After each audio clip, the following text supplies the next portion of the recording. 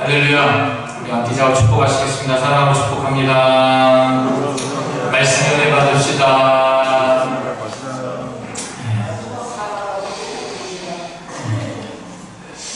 할렐루야. 오늘 우리가 읽은 말씀 보면 그냥 우리 준환이가 읽은 것을 내용만 듣고 그냥 귀로만 한 귀로만 듣고 흘려보내신 분이 대부분일 것 같은데 이 이야기에는 두 개의 이야기가 등장을 해요. 두 부분의 이야기. 근데 이 두 가지 이야기 언뜻 보면 별 상관이 없는 것처럼 느껴집니다. 첫 번째 이야기는 어떤 이야기입니까? 예수님께서 말씀을 전하고 계시는데 어린아이들이 예수님께 축복 기도를 받기 위해서 축복 안수 기도를 받고 싶어서 와요. 얼마나 귀한 거예요. 그쵸? 저는 지금도 이 자리에 만약 유나가 이렇게 걸어와가지고 한다면 저 설교 그만두고 내려가서 축복 기도하고 싶어요. 얼마나 귀해요. 얼마나 감사해요. 유나가 앞에서 특송할 때는 나오는데 제가 설교니까 안 나와서 좀 여하튼간에 저는 아이들이 뛰노는 거, 설교 시간 뛰노는 거, 뭐 우는 거 별로 관여하지 않아요. 잘 듣고 있다는 표시거든요. 아멘 하고 있는 거예요. 몸으로, 소리로 감사하는 거죠. 근데 얼마나 귀한 거예요. 그쵸? 여러분들도 우리 뭐 남전도회, 여전도회가 앞에서 특송할 때는 뭐 지난 일주일 동안 무슨 일이 있으셨는지 다들 피곤에 쩌든 얼굴로 쳐다보세요. 근데 아이들이 와서 하면 아주 그냥 지난주에 어떤 일이 있었는지 모를 정도로 해맑게 웃으면서 쳐다보세요. 그쵸? 왜냐면 아이들이 하니까. 근데 예수님께서 말씀 전하실 때 아이들이 축복 안수기도 받고 싶어서 오니까 얼마나 귀해요. 근데 갑자기 제자들이 제지를 해요. 못 나오게. 아이들을 혼내요. 그때 왜 갑자기 분위기 파악부터 막 이러는 거예요. 예수님께서 화가 나셨어요. 제자를 꾸짖으면서 아이들이 내 앞에 오는 것을 막지 마라. 천국은 저희들의 것입니다. 저 아이들을 대접하는 사람이 천국의 것이다. 천국의 소유자가 될 것이다. 천국 들어갈 것이다. 어린아이들이 내 앞에 오는 것을 막지 마라. 라고 제자들을 혼내시고 아이들을 한 사람 한 사람 품에 끌어안으시고 축복 안수 기도를 해주시는 이야기가 첫 번째 이야기예요. 우리가 생각할 때는 이 제자들 진짜 못된 사람들이구나 생각이 하겠죠. 근데 우리는 우리의 사고방식이에요. 근데 그 2000년 전에 그 당시에 관습으로는요, 아이들은요, 사람 취급을 받지 못했어요. 오병의 기적에도 보면 장년의 숫자만 세잖아요. 그것도 남자들만. 여자들은 숫자에 끼지도 못했어요. 그리고 어린 아이들도 분명히 그 자리에 있었을 건데 끼지 못했어요. 숫자에 빠지는 사람들, 철저히 차별받던 사람들. 흔히도 우리가 시쳇말로 저 머리에 피도 안 가는 것들이 하면서 아이들, 어른들이 이 가운데 감히 한 이런 분위기였단 말이죠. 그보다 더 심각한. 그러니까 제자들이 어린아이들을 못 나오게 막는 건 그 사람들은 다 이해했단 말이에요. 우리는 이해 못하지만. 왜냐면 그게 당연한 거였어요. 왜냐면 아이들은요, 어디에도 속하지도 못했어요. 어떤 공동체의 숫자에도 들어가지도 못했어요. 한마디로 하면 이 어린아이들은 어떤 존재들이냐면 누가 받아주지 않으면, 누가 인정해주지 않으면, 누가 눈길을 주지 않으면 끝까지 소외받을 수밖에 없는 사람. 심지어는 그 당시에요, 어린아이들은요, 막 버렸다는 기록도 있어요. 그러니까 그만큼 도움이 되지 않는 존재들이 어린아이들이었기 때문에 제자들이 그렇게 나무라는 거예요.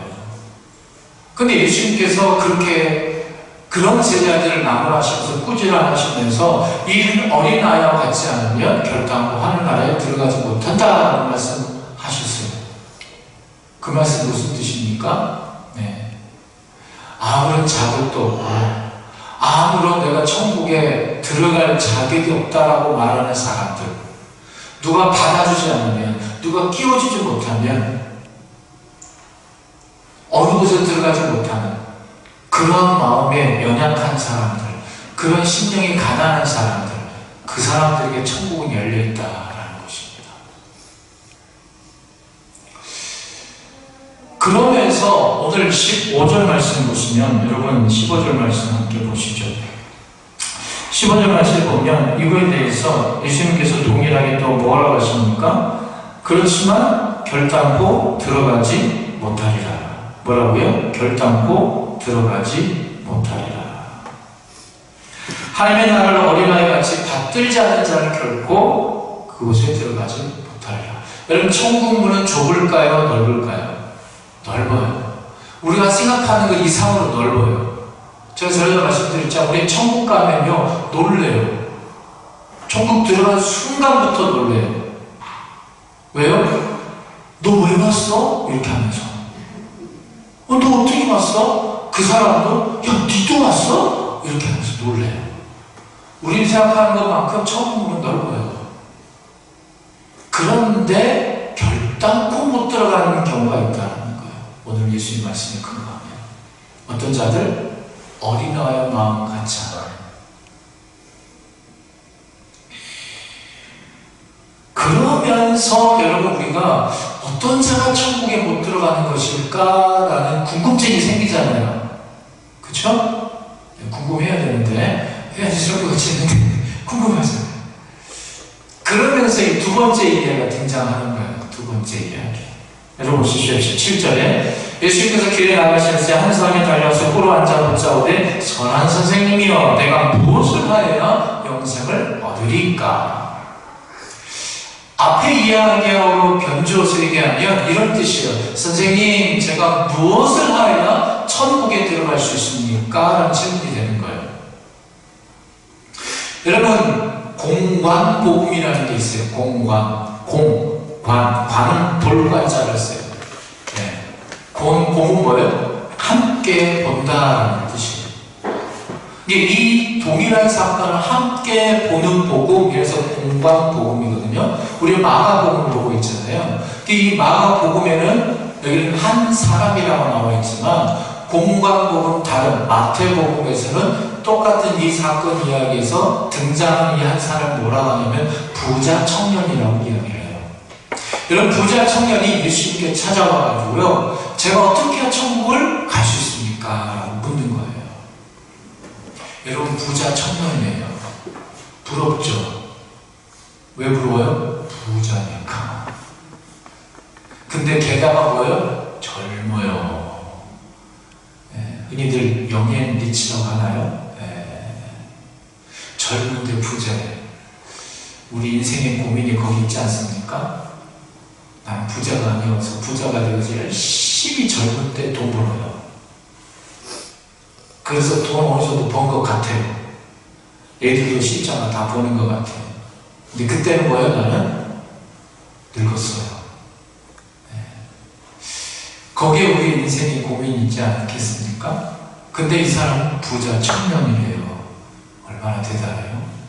근데 게다가 공관복음이라잖아요. 또 다른 복음서에, 누가복음서에서는 이 사건에 나오는 이 한 사람을 뭐라고 하냐면 종교 지도자다, 관리다라고 이야기를 해요. 그러니까 권력을 갖고 있죠. 그죠? 어느 정도 사회적으로 높은 위치에 있는 사람이다라는 거예요. 여러분, 부자예요, 젊어요, 거기에 권력까지 갖추고 있어요. 사회적으로 덕망도 있다는 뜻이겠죠. 여러분, 삼박자를 갖춘 사람이지 않습니까? 네. 혹 시집장가 안 간 분들이 있다면 여러분, 이 삼박자를 갖춘 사람 얼마나 여러분 신랑감 신부감 1등 아니겠어요? 게다가 이 사람은 예수님께 꿇어 엎드렸대요. 여러분, 예수님께 꿇어 엎드렸다는 건 뭐예요? 겸손하다라는 거예요.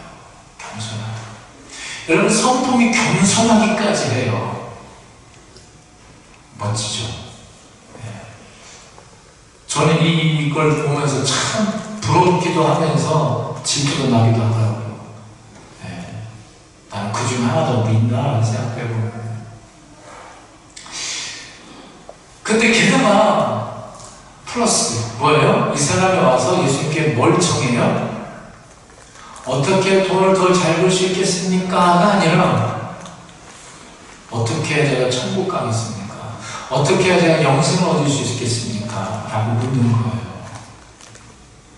신앙적으로도 뭔가 잘 되어 있는 사람 같잖아요. 그렇죠? 이렇게 긍정 안 하면 설교가 진행이 안 되는데 이때 좀 그래 이래야 되는데 같은 생각에 이런 사람이에요. 이런 사람이 맞단 말이죠. 만약 여러분 우리 활천교회에 그런 사람이 왔어요. 그럼 어떻게 해야 돼요? 당장에 등록해야죠. 그죠? 묻거나 따지지 말고 일단 등록시켜야 되잖아요. 그렇지 않겠어요? 여러분 그 당시 제자한테 어떤 생각 들었을까요? 여기 대단한 사람 왔네. 얼른 받아들이자. 우리의 제자들 공동체로 받아들이자. 그러면 야 우리 전도 좀 쉽게 할 수 있겠다. 오늘은 어디서 갈까? 내일은 어디서 먹을까? 이런 고민할 필요가 없겠다. 야 제동한테 젊어. 추진력도 있고 예수님께 와가지고 겸손하기까지 하고 영생에게 갈급함이 있고 우리가 하고자 하는 일, 우리가 전도하고자 하는 일, 선교하는 일에 정말 열정을 담겠구나. 자, 풍랑이는마다 우리는 항상 작고 조그만 배를 타고 갔는데 이제는 커다랗고 튼튼한 배를 사다가 열심히 기동력 있게 전도할 수 있겠구나. 그런 부푼 꿈이 꾸지 않았겠어요? 아마 저도 그런 생각이 들 수 있을 것 같아요. 그런 신자가 오겠다고 하면 부끄럽다 했어. 일단 등록하시라고. 어제 제가 가서 신방했다고 하면서 교회 이것도 하시라고 저것도 우리 이거 이런 부분도 필요하고 저런 부분하고 막 열정적으로 피를 토하면서 빨리 등록시키고자 하면 아주 그냥 죄송합니다. 생쇼를 부릴 것 같아요. 그런데 보니까 예수님과 이 사람이 뭐라고 말을 주고받는데 이 청년이 슬픈 낯짝으로 근심하며 돌아가요. 속심하는 등록하러 가는 거예요. 그 이유가 뭘까? 이 예수님과 그 사람, 이 청년과의 대화를 우리가 들여다보기를 원합니다. 보시죠. 17절. 부자가 예수님을 부릅니다. 선한 선생님, 제가 어떻게 영생을 얻을 수 있겠습니까? 18절 함께 읽으시자. 예수께서 이르시되 내가 원사에 나를 선하다 했거느냐? 하나님 한 분 외에는 선한 이가 없느니라. 여러분 예수는 뭐라고 불렀습니까? 선한 선생님, 선한 선생님. 이거에 대해서 예수님의 대답은 무엇입니까? 너는 나를 왜 선하다고 얘기하느냐? 선한 분은 오직 하나님밖에 없다. 이상한 반문을 하세요. 여러분 이 질문을 우리에게 적용하면 예수님을 뭐라고 불렀습니까? 선한 선생님. 너는 왜 나를 선하다고 부르냐? 그렇다면 너는 정말 나를 하나님으로 알고 구원자를 알고 메시아라고 알고 믿고 하는 말이냐? 라고 예수님께서 그 청년에게 반문하시는 거예요. 여러분, 저와 여러분은 우리가 기도할 때 어떻게 시작합니까? 어떤 분은 사랑의 하나님, 어떤 분은 하나님 아버지, 어떤 분은 전능하신 하나님, 여러 가지 우리는 이름으로 불러요. 그렇죠? 그러면서 기도를 해요. 우리가 찬양 중에도 예수님 하나님에 대한 여러 가지 표현을 가지고 예수님 고백하고 하나님을 고백해요. 그렇죠? 우리 이날전도회가 찬양을 했는데 주 없이 살 수 없다. 주님은 뭐라고 고백합니까? 내 인생에 가장 필요한 존재, 없으면 안 되는 존재로 고백한단 말이죠. 그렇게 부르면서 고백한단 말이죠. 그러면 그거에 대해서 오늘 말씀의 근거에서 우리가 우리에게 적용하는 무엇입니까? 반문하시는 거예요. 전능하신 하나님, 넌 나를 전능하신 하나님이라고 하면서 넌 왜 항상 근심하고 걱정하고 불안하느냐? 사랑의 하나님? 사랑의 하나님 하면서 너는 왜 삶 가운데 나눠주고 섬기는 것이 없고 늘 불평과 불만이고 원망이 가득하느냐? 주 없이 살 수 없다고 고백하면서 너는 주 없이도 살 때가 많지 않더냐라고 우리에게 반문하시는 거예요. 여러분은 하나님을 또는 예수님을, 성령님을 어떻게 부르십니까? 또 어떻게 고백하십니까? 그냥 막연하게 허공에 외치는 외침이 아니라 진정 내 삶의 고백이 될 수 있기를 바랍니다. 그러면 정말 우리가 그냥 기도를 시작하기 위해서 그냥 습관적으로 부르는 이름이 아니라 사실 우리가 사랑의 하나님 이 한마디로도 우리의 삶의 고백을 담아 할 수 있을 줄 믿습니다. 또 하나 우리가 들여다보게 되는 것은 이 사람이 선한 선생님이라고 하는 것은 무엇입니까? 자신이 그렇게 살아왔다는 것을 어필하는 거예요. 나는 이렇게 선하게 살아왔습니다. 부자이고 청년이고 관리라고 했어요. 그렇죠?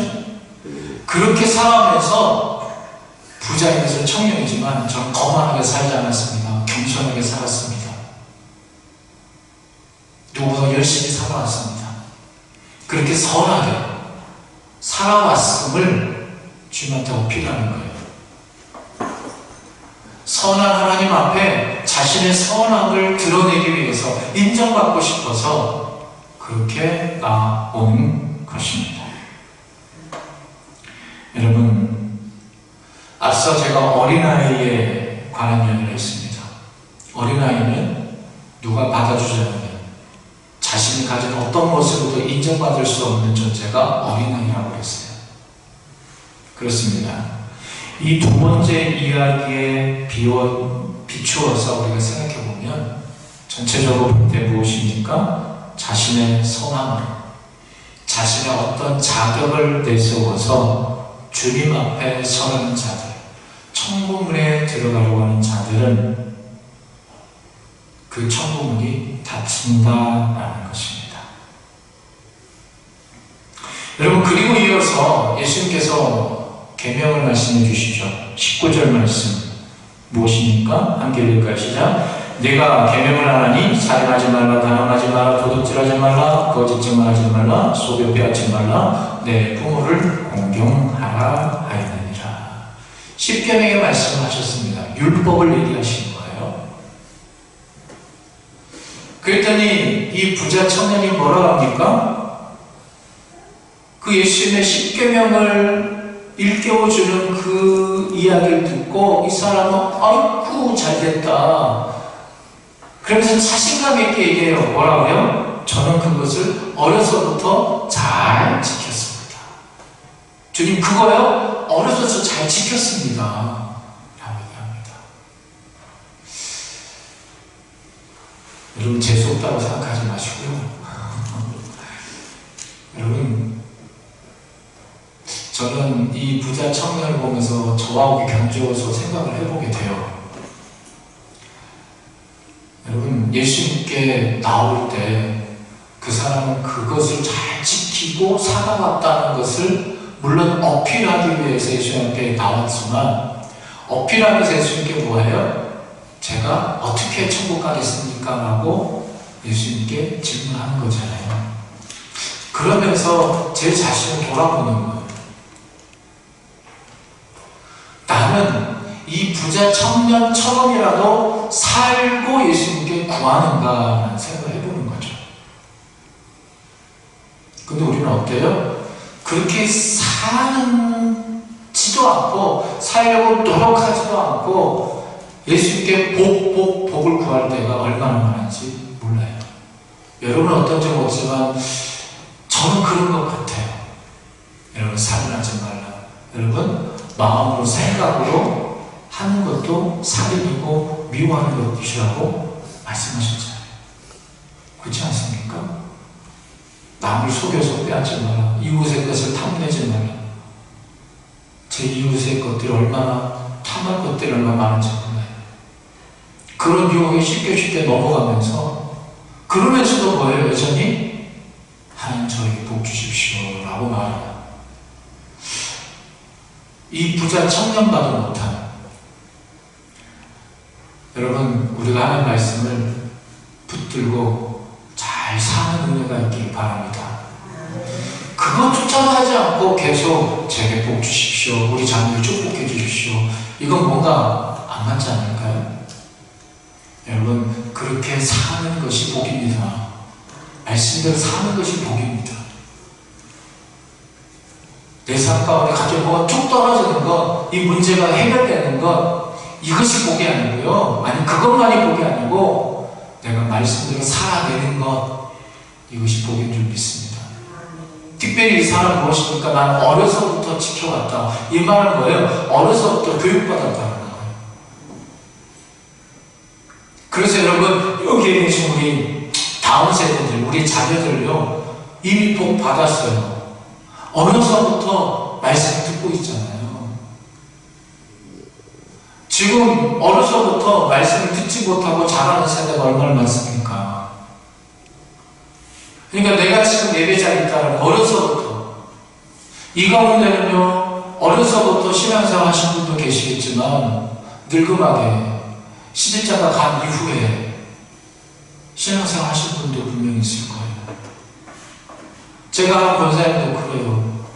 젊은 사람들 보면서, 내가 좀만 젊을 때 예수 믿을 거, 좀만 더 젊을 때 예수 믿었으면 내가 더 많은 일들을 했을 텐데, 더 많은 하나님의 일을 감당했을 텐데, 이제야 나이 들고 힘들고 없을 때 내가 예수님 믿고 이제는 할 게 없더라, 한태하는 권사님의 고백을 제가 들은 적이 있어요. 여러분, 내가 어려서부터 하는 말씀을 지키고 살았다라는 것, 듣고 있다라는 것, 이것이 복인 줄 믿습니다. 그러나 그것이 우리가 천국 들어갈 입장권은 되지는 않는다라는 것을 예수님께서 오늘 말씀하시는 거예요. 이 부자 청년에게. 그럼 어떻게 해야 되느냐? 여러분, 21절 말씀, 예수께서 그를 보시고 사랑하사 이르시되 내게 아직도 한 가지 부족한 것이 있으니 가서 내게 있는 것을 다 팔아 가난한 자에게 주라. 그리하면 하늘에서 보화가 내게 있으리라. 그리고 와서 뭐요? 나를 따르라. 여러분, 이 청년이 교만합니까? 교만하지 않아요. 겸손해요. 또 예수님께 위선을 떨고 있습니까? 전혀 그렇지 않아요. 왜요? 예수님께서 21절 말씀 뭐예요? 그를 보시고 사랑하사, 그의 마음을 사랑하신 거예요. 그의 어떤 마음? 예수님께 찾아와서 천국 가고 싶어요. 그 마음을 사랑하셨어요. 사랑하시며 그에게 이르시되 그런데 너희가 하나 부족한 것이 있다라고 말씀하시면서, 그리고 끝에 결론이 뭐예요? 나를 따르라라고 말씀하세요. 여러분, 나를 따른다라는 게 무엇이겠습니까? 따른다. 그건 그 사람이 가는 길이 있어요. 그 길을 따라가는 거예요. 그렇지 않습니까? 네. 여러분, 예수님께서 이 땅에 오셔서 죽기까지 끝까지 걸어가신 그 길이 어떤 길입니까? 우리는 말합니다. 그 길이 십자가의 길이다. 예수님께서 말씀하셨습니다. 내가 곧 길이요 진리요 생명이라고 말씀하셨어요. 나로 말미암지 않고는 아버지께로 올 자가 없다고 예수님께서 분명히 말씀하셨어요. 이 청년이 천국 가고 싶습니다. 어떻게 천국 갈 수 있습니까? 어떻게 영생 얻을 수 있습니까? 이 질문에 예수님께서 말씀하시는, 너 천국 가고 싶어? 천국 가는 길 있지? 나는 그 길을 위해서 이 땅에 온 거야. 너가 나를, 아니, 천국 가고 싶다면 내가 이루어놓은 길, 내가 닦아놓은 길, 그 길을 너는 가야 한다. 그 길이 뭐냐? 십자가의 길이다.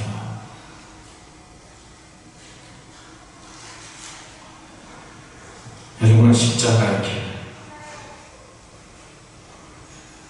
근데 예수님께서 말씀하시는 거예요. 근데 너는 이 십자가의 길을 가기를 원해서 나한테 왔지만 그 길을 가야 되는데 너는 너의 그 소유물 때문에 너는 나를 따를 수가 없구나. 정말 구원의 확신을 가지고 천국 영생을 누리려면 내가 가진 소유를 다 팔아 가난한 자에게 나눠주라.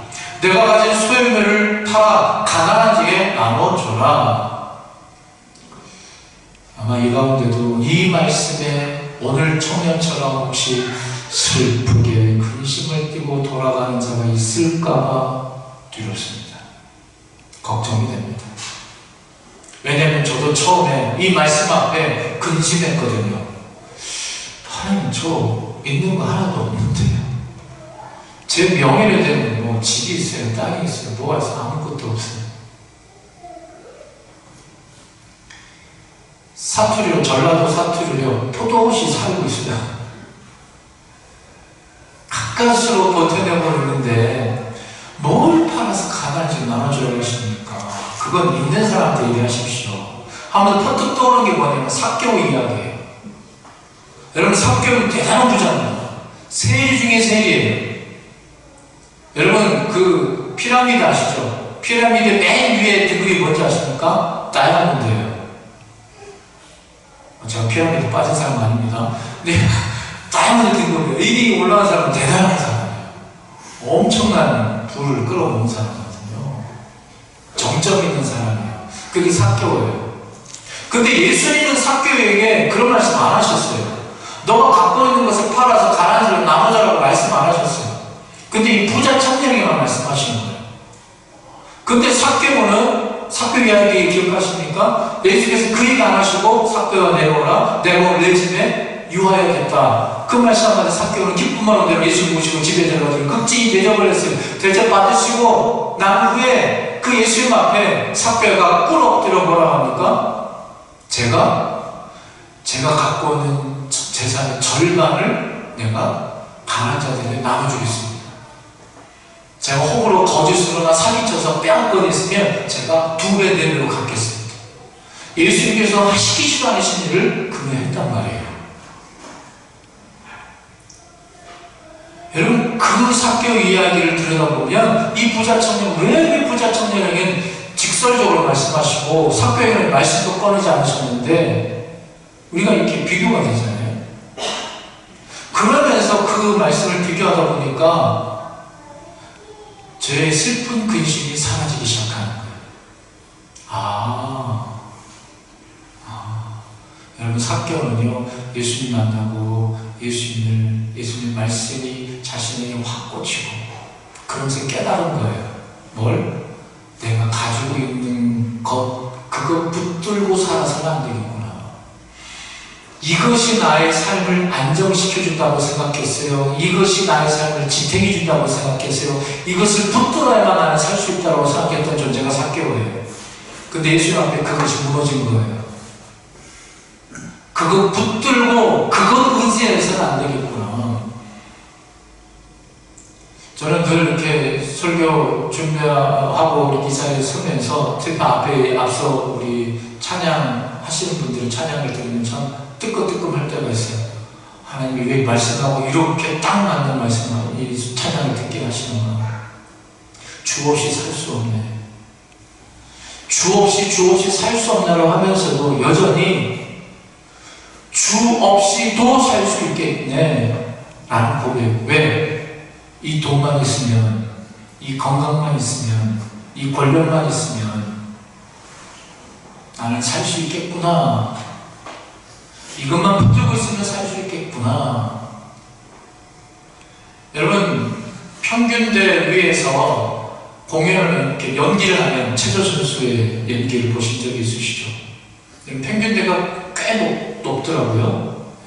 그리고 이게 물론 화면상으로 볼 때는 좁아 보이지만 상당히 넓긴 넓어요. 근데 상당한 높이에서 체조 선수가 올라가요. 안 떨어지기 위해서 바둥바둥 쓰죠. 근데 이 체조소가 안 떨어지기 위해서 평균대만 붙들고 그냥 내려오면 빵점이잖아요. 근데 평균대를 의지하는 게 아니라 자신의 연기를 생각하고 내가 준비했던 것들을 마음껏 그 평균대를 계속 의지하지 않고 내가 준비했던 것들을 하면 여러분, 화려한 멋진 연기를 합니다. 여러분, 우리가 이 세상을 말씀드리고 무엇을 붙들고 살까? 돈 필요하죠. 권력, 학벌, 명예 필요하죠. 건강 필요하죠. 근데 그것을 빼달고 그것만 붙들고 살면 여러분, 이 세상이 어때 편할지 모르겠지만 천국 못 갑니다. 우리가 진정 붙들어야 될 건 하나님이에요. 말씀이에요. 하나님 말씀 붙들고 돈, 권력 이런 것들 그 위에서 우리는 하나님의 사랑의 연기, 하나님의 꿈의 연기를 우리는 펼치는 삶을 살아야 되는 존재다라는 것이죠. 그런 말씀을 마칩니다. 여러분, 무엇을 붙들고 사시겠습니까? 마가복음 10장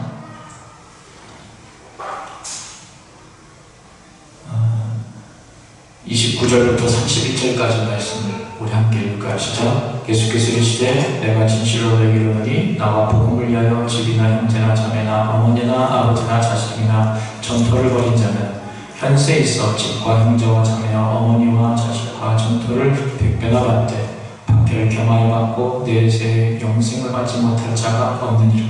그러나 원조된 자로서 나중되고 나중된 자로서 원조될 자가 많으니라.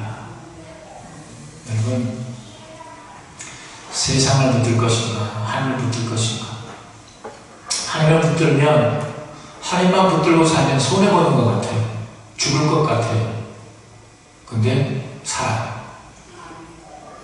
어느 정도로 사냐? 포도시 사는 게 아니고요. 여러분, 100배나 받는데요. 100배.